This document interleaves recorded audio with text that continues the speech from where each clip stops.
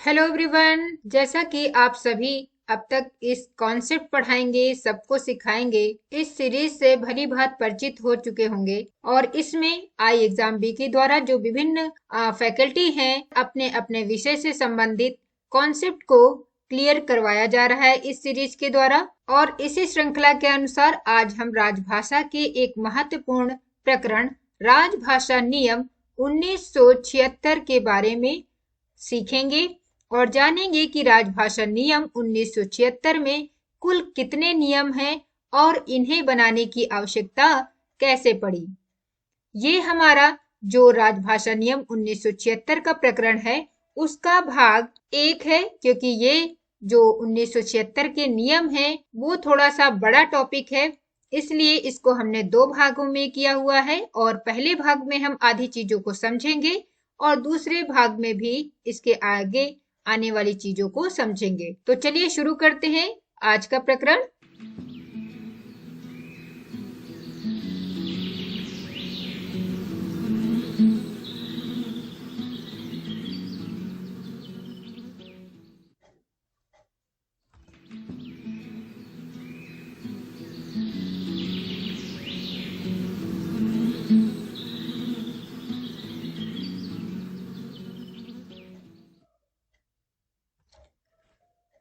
अगर अभी तक आप लोगों ने आई एग्जाम बी के चैनल सब्सक्राइब नहीं किया है तो आप इसको सब्सक्राइब करें, बेल आइकन भी दबाएं ताकि आपको समय पर नोटिफिकेशन मिल सके। और अधिक जानकारी के लिए आप इस नंबर पर भी कांटेक्ट कर सकते हैं।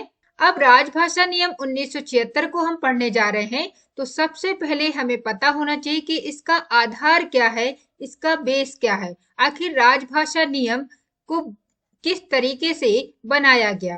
राजभाषा अधिनियम जो कि हम पहले पढ़ चुके हैं और ये अधिनियम 1963 में आया था, उसकी धारा 3 और इसकी धारा 3 राजभाषा अधिनियम 1963 की धारा 3 में कहा गया है कि संघ के राजकीय प्रयोजनों के लिए और संसद के प्रयोग के लिए अंग्रेजी भाषा के बने रहने की बात धारा 3 में बताई गई है। इसके साथ पठित धारा 8 और इसी 1963 के अधिनियम के अनुसार इसकी जो धारा 8 है, इसमें कुल मिलाकर 9 धाराएं हैं, तो इसकी धारा 8 में केंद्रीय सरकार को 1963 के अधिनियम के जो प्रयोजन होंगे उनको कार्यान्वित करने के लिए नियम बनाने की जो शक्ति दी गई है वो धारा 8 में बताई गई थी।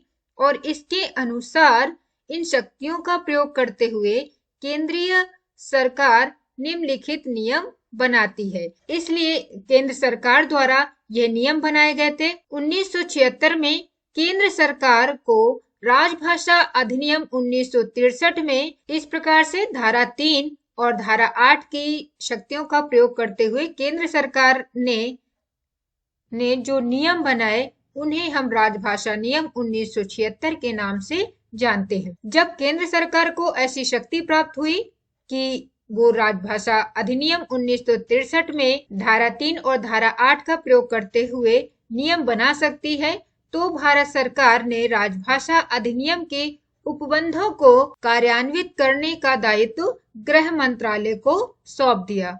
और फिर गृह मंत्रालय के अधीन एक राजभाषा अनुभाग की स्थापना भी की गई, जिसे अब हम राजभाषा विभाग के नाम से जानते हैं। और जब राजभाषा विभाग की स्थापना हुई तो राजभाषा विभाग ने सरकारी कामकाज में हिंदी के प्रयोग सुनिश्चित करने के लिए यहाँ पर 12 नियम निर्धारित किए, जो कि राजभाषा नियम 1976 में सम्मिलित हैं। और ये नियम इस प्रकार से हैं। यहाँ पर कुल मिलाकर जैसे अभी आपने देखा कि राजभाषा नियम में कुल कितने नियम हैं, 12 नियम हैं। तो ऐसे भी प्रश्न पूछे जाते हैं कि राजभाषा नियम 1976 में कुल कितने नियम हैं, तो कुल 12 नियम हैं। किसने बनाए? ये राजभाषा विभाग के द्वारा बनाए गए हैं और इनको जो कार्यान्वित करते हैं, जो राजभाषा अधिनियम के नियमों को, वो केंद्र सरकार के द्वारा किए जाते हैं। यहाँ पर जो 12 नियम है उसमें से पहले में संक्षिप्त नाम, विस्तार और प्रारंभ बताया गया है। किसी भी अधिनियम या नियम में जो पहला भाग या पहला नियम होता है वह उसके नाम को संबोधित करता है। जैसे जब हमने राजभाषा अधिनियम 1963 पढ़ा था, तब वहां पर उसका पहली धारा जो थी वह उसके नाम को संबोधित करती थी कि उस अधिनियम का नाम क्या होगा। उसी प्रकार से राजभाषा नियम 1976 में जो पहला नियम है वह संक्षिप्त नाम उसका बताती है, उसका विस्तार और प्रारंभ के बारे में बताती है। और इसी प्रकार से राजभाषा नियम 1976 के पहले नियम के द्वारा हमें संक्षिप्त नाम, विस्तार और प्रारंभ के बारे में वर्णन मिलता है कि इस अधिनियम का संक्षिप्त नाम क्या होगा, इसका विस्तार कहाँ कहाँ पर है और इसका प्रारंभ कब हुआ था। दूसरे नियम में, इस नियम में जो परिभाषाएं प्रयोग की गई हैं, बहुत सारे शब्द दिए गए हैं, उनकी परिभाषा क्या होगी, वे शब्द किसके लिए विशेष तौर पर प्रयोग किए गए हैं, उसके बारे में उनकी परिभाषाएं दी गई है। वहीं पर इस नियम में जो तीसरा नियम है उसमें राज्यों आदि और केंद्रीय सरकार के जो कार्यालय हैं उनसे भिन्न कार्यालयों के साथ पत्र व्यवहार जो होता है उसके बारे में बताया गया है कि किस प्रकार से यहाँ पर और किस भाषा में यहाँ पर पत्र व्यवहार किया जाएगा। इसमें चौथे नियम में केंद्रीय सरकार के कार्यालयों के बीच में जो पत्र व्यवहार है उसके बारे में जानकारी मिलती है। जहां पर जो नियम है, नियम 3 में हमने देखा कि वहां पर जो राज्य और केंद्रीय सरकार के कार्यालयों से जो भिन्न कार्यालय यानी जो केंद्र सरकार के अंतर्गत नहीं आते हैं कार्यालय, उनके बीच में पत्र व्यवहार किस प्रकार से होगा वह नियम 3 में है। जबकि केंद्रीय सरकार के कार्यालय आपस में किस तरीके से पत्र व्यवहार करेंगे, किस भाषा में, उसके बारे में जो जानकारी है चौथे नियम से प्राप्त होती है। यहाँ पर नियम 5 में हिंदी में प्राप्त पत्रों का जो उत्तर होता है वो किस भाषा में दिया जाना चाहिए उसके बारे में बताता है। नियम 6 हिंदी और अंग्रेजी दोनों का प्रयोग के बारे में बताता है कि हिंदी और अंग्रेजी दोनों का प्रयोग होना चाहिए।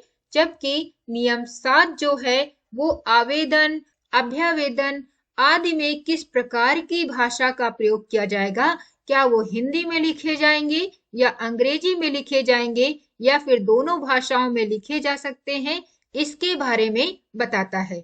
नियम जो 8वां है वो केंद्रीय सरकार के कार्यालयों में जो टिप्पण लिखे जाते हैं उसके बारे में बताता है कि यहाँ पर जो टिप्पण लिखे जाएंगे वो किस भाषा में लिखे जाएंगे। नियम 9 के द्वारा हमें हिंदी में प्रवीणता के बारे में पता चलता है और नियम जो 10 है वो हिंदी का कार्यसाधक ज्ञान के बारे में हमें जानकारी मिलती है कि हिंदी में कार्यसाधक ज्ञान उस कर्मचारी को या वहां के कार्यालयों के कर्मचारियों को कार्यसाधक ज्ञान प्राप्त है। तो ये जो नियम 9 और 10 हैं ये बहुत ही महत्वपूर्ण है, इसमें से बहुत सारे प्रश्न पूछे जाते हैं। नियम जो 11 है वो मैनुअल, संहिताएं, प्रक्रिया संबंधी अन्य साहित्य लेखन सामग्री वो किस भाषा में लिखे जाएंगे उसके बारे में यहाँ पर नियम बनाया गया है। और सबसे लास्ट में जो नियम हमारा 12 है वो ये बताता है कि हिंदी के प्रचार प्रसार को बढ़ाने के लिए वहां पर जो अनुपालन का कार्य है वो किसका होगा, उसका उत्तरदायित्व किसका होगा। और इन सभी बिंदुओं के बारे में आप विस्तार से पढ़ेंगे। तो एक एक करके हम देखते हैं कि यहाँ पर नियम 1 में जो संक्षिप्त नाम, विस्तार और प्रारंभ बताया गया है, तो यहाँ पर उसके बारे में उसका संक्षिप्त नाम क्या है, उसका विस्तार कहाँ कहाँ है और उसका प्रारंभ कब से माना जाता है। इसमें संक्षिप्त नाम की बात करें तो इस नियम के जो संक्षिप्त नाम है वो होगा राजभाषा नियम 1976।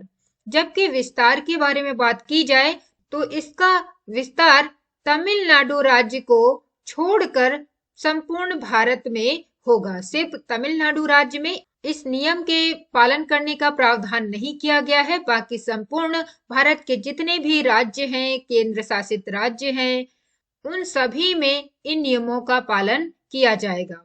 अगर प्रारंभ की बात किया जाए तो ये राजपत्र में प्रकाशन की तारीख को प्रवृत्त होंगे, अर्थात जिस तारीख को ये जो भारतीय गजेट होता है उसमें जिस तारीख से प्रकाशित किए जाएंगे उस प्रकाशन की तारीख को ही इसका प्रारंभ माना जाएगा।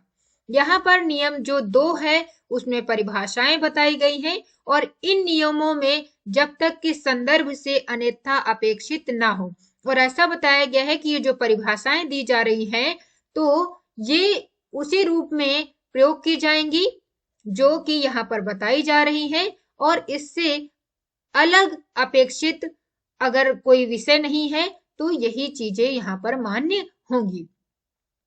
इसका सरल अर्थ में कहा जाए तो अगर हम किसी चीज की परिभाषा दे रहे हैं तो यहाँ पर जिस चीज के लिए परिभाषा उसके बारे में बताई गई है तो वो शब्द उसी के रूप में प्रयोग होगा, बाहर इसका कोई भी अर्थ आप लगा सकते हैं, परंतु राजभाषा नियम या राजभाषा में जब हम नियम 1976 की बात करेंगे तो उसका अर्थ वही लगाया जाएगा जो कि यहाँ परिभाषा उसकी दी गई है। इन परिभाषाओं में बहुत सारे शब्दों की बात की गई है, जैसे यहाँ पर अधिनियम शब्द बार बार आता है तो यहाँ पर बताया गया है कि जब भी हम अधिनियम की बात करेंगे तो उस अधिनियम से हमारा तात्पर्य होगा राजभाषा अधिनियम 1963 से। जबकि केंद्र सरकार के अगर कार्यालय की चर्चा की जा रही कि केंद्र सरकार के कार्यालय की बात हो रही है तो उसके अंतर्गत निम्नलिखित जो कार्यालय हैं वो आएंगे, जैसे कि केंद्रीय सरकार का कोई मंत्रालय है, कोई मिनिस्ट्री है, कोई विभाग है या फिर कार्यालय, वो सभी केंद्रीय सरकार के कार्यालय कहे जाएंगे यहाँ पर। और केंद्रीय सरकार द्वारा नियुक्त किसी आयोग, समिति या अधिकरण का कोई भी अगर कार्यालय है तो वो भी आपका केंद्रीय सरकार के कार्यालय के नाम से जाने जा रहे हैं यहाँ पर। और केंद्रीय सरकार के स्वामित्व में या नियंत्रण के अधीन जो केंद्र सरकार के अंडर होंगे वो सभी निगम या कंपनी और कार्यालय सभी केंद्रीय सरकार के कार्यालय कहलाएंगे। यहाँ पर परिभाषा में कर्मचारी की भी परिभाषा दी गई है कि कर्मचारी से हमारा तात्पर्य जो है वो केंद्रीय सरकार के कार्यालय में नियोजित कोई व्यक्ति होगा। अब केंद्रीय सरकार का कार्यालय की परिभाषा पहले ही दी गई है जिसमें से बताया गया है कि केंद्र सरकार का कोई भी मंत्रालय, कोई विभाग, कार्यालय, आयोग, समिति, अधिकरण का कोई कार्यालय या फिर उसके केंद्र सरकार के स्वामित्व में या नियंत्रण में जो निगम या कंपनी के जो कार्यालय हैं वो सभी केंद्रीय सरकार के कार्यालय हैं। तो इन सभी विभाग, मंत्रालय, निगम, कंपनी के कार्यालयों में कार्यरत व्यक्ति कर्मचारी के नाम से जाने जाएंगे। यहाँ पर अगली जो परिभाषा है वो अधिसूचित कार्यालय की दी गई है। इसमें बताया गया है कि अधिसूचित कार्यालय से नियम 10, अभी हम नियम दूसरा पढ़ रहे हैं, नियम 10 में जो उपनियम 4 के अधीन जो अधिसूचित कार्यालय होंगे वे यहाँ पर अधिसूचित कार्यालय कहलाएंगे। अब नियम 10 में हम आगे बात करेंगे कि नियम 10 में किस प्रकार के कार्यालय रखे गए हैं। हिंदी में प्रवीणता के बारे में भी परिभाषा दी गई है और हिंदी में प्रवीणता से तात्पर्य नियम 9 में वर्णित प्रवीणता से होगा। अब नियम 9 में बताया जाएगा कि किस प्रकार से यहाँ पर प्रवीणता प्राप्त की जाएगी हिंदी में, तो उसे हम कहेंगे कि उसे हिंदी में प्रवीणता प्राप्त है। जैसे कि आप जानते हैं कि जो भारत के विभिन्न राज्य हैं वो भाषाई आधार पर 3 क्षेत्रों में बांटे गए हैं, क्षेत्र का, क्षेत्र खा, क्षेत्र गा। तो यहाँ पर क्षेत्र का से तात्पर्य है जैसे बिहार, हरियाणा, हिमाचल प्रदेश, मध्य प्रदेश, छत्तीसगढ़, झारखंड, उत्तराखंड, राजस्थान, उत्तर प्रदेश और अंडमान निकोबार द्वीप समूह तथा दिल्ली संघ राज्य क्षेत्र जो है वो सभी आएंगे क्षेत्र का में। जबकि क्षेत्र खा में कौन कौन से राज्य और केंद्र शासित राज्य आएंगे उनकी भी परिभाषा दी गई है और वो क्षेत्र होंगे गुजरात, महाराष्ट्र, पंजाब, चंडीगढ़, दमन और दीव तथा दादरा और नगर हवेली, ये सभी क्षेत्र खा में आते हैं। क्षेत्र गा के बारे में भी बताया गया है कि जो भी राज्य या केंद्र शासित राज्य क्षेत्र का और क्षेत्र खा में नहीं होंगे, वो सभी क्षेत्र गा में आएंगे। तो ये भी प्रश्न बहुत पूछे जाते हैं कि कौन सा राज्य क्षेत्र का में आएगा, कौन सा राज्य क्षेत्र खा में आएगा। तो आप लोग इन सभी राज्यों को अलग अलग याद करने की कोशिश करिए, क्योंकि इससे प्रश्न राजभाषा में पूछे जाते हैं और फिर वहां पर कंफ्यूजन हो जाती है कि कौन सा राज्य क्षेत्र खा में होगा या क्षेत्र का में होगा। यहाँ पर हिंदी का कार्यसाधक ज्ञान के बारे में भी परिभाषा दी गई है और ये कार्यसाधक ज्ञान की परिभाषा नियम 10 में वर्णित जो कार्यसाधक ज्ञान होगा उससे यहाँ पर लगाया जाएगा। अब अगर हम बात करें कि नियम, ये तो बात थी नियम 2 में जिसमें परिभाषाएं दी गई थी और किन किन शब्दों की परिभाषाएं दी गई थी वो हमने देखा। अब नियम 3 की बात करें कि नियम 3 में जो बात की गई थी कि राज्यों आदि और केंद्रीय सरकार के कार्यालयों से भिन्न कार्यालयों के साथ पत्र व्यवहार किस भाषा में होगा, उसके बारे में नियम 3 में वर्णन मिलता है। अब इस लाइन का अर्थ है कि वो कार्यालय जो केंद्रीय सरकार के कार्यालय नहीं होंगे, उनके बीच में किस प्रकार से पत्र व्यवहार किया जाएगा, उसके बारे में नियम 3 बताता है। नियम 3 में बताया गया कि जो का क्षेत्र है, यदि वो पत्र व्यवहार करता है तो उसमें हिंदी का प्रयोग किया जाए। अगर वो अंग्रेजी में पत्र व्यवहार का माध्यम अंग्रेजी अपना रहा है क्षेत्र का के राज्य, तो उसके साथ साथ हिंदी का अनुवाद भी भेजा जाए। जबकि क्षेत्र खा के लिए बताया गया कि यहाँ पर जो पत्राचार होगा वो सामान्यतः हिंदी में तो होगा, लेकिन यदि उसमें कोई भी पत्र अंग्रेजी में भेजा जाएगा तो साथ में हिंदी का अनुवाद भी भेजा जाएगा।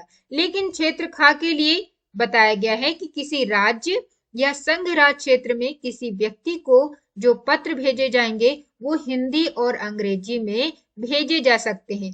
जहां का क्षेत्र में हिंदी पर अधिक जोर दिया जा रहा है, वहीं पर खा क्षेत्र में हिंदी को जोर दिया जा रहा है, लेकिन साथ साथ में वहां पर अंग्रेजी का भी प्रयोग मिल रहा है। लेकिन अगर हम क्षेत्र गा की बात करें तो यहाँ पर जो केंद्रीय सरकार के जो कार्यालय से कोई पत्र व्यवहार होगा तो वो सभी किसमें होंगे, अंग्रेजी में किए जाएंगे। नियम 3 में इस प्रकार से जो कार्यालय केंद्र सरकार के कार्यालय नहीं है, उनके बीच में जो पत्र व्यवहार होगा वो किस प्रकार से किया जाएगा, उसके बारे में जानकारी मिलती है। आज हमने राजभाषा नियम 1976 के बारे में पहला भाग पढ़ा हुआ है। अभी और भी इसके नियम के बारे में हम पढ़ेंगे, जो कि आगे आने वाली वीडियो में आपको मिलेगी।